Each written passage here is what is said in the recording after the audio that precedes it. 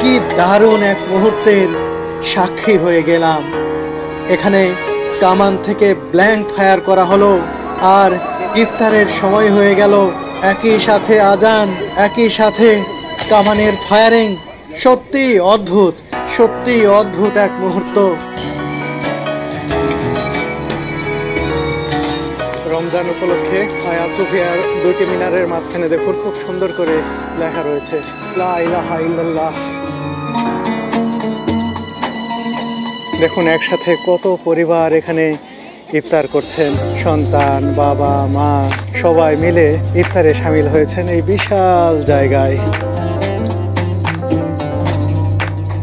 এই যে দেখুন এখানে ফ্রি ইফতার দেয়া হচ্ছে, সবাই ইফতার এখান থেকে নিচ্ছেন।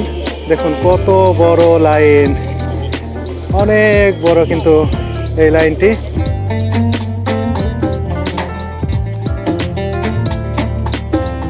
বন্ধুরা দেখুন কতগুলো খাবার দেওয়া হয়েছে এখানে, অনেক, সব খাবার কিন্তু একেবারে ফ্রি।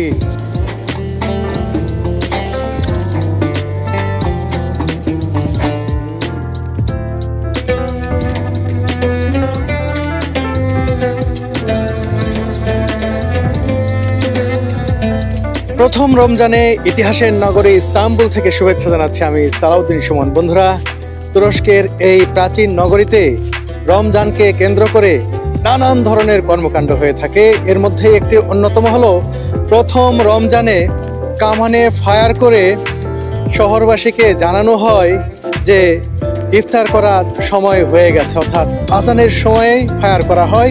এটি তাদের কিন্তু প্রাচীন একটি রীতি, সেই রীতি আজ পর্যন্ত তুরস্কে ধরে রাখা হয়েছে।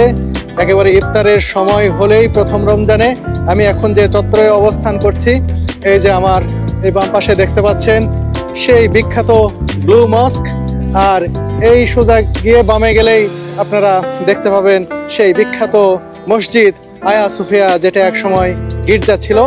এই চত্বরেই কিন্তু ইফতারের মুহূর্তে কামান দিয়ে ফায়ার করা হবে।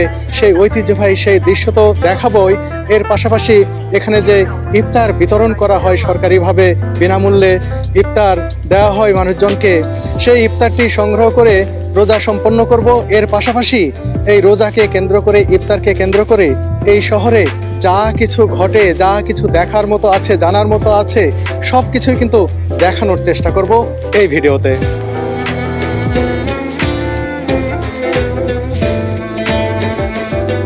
আর জেনে রাখুন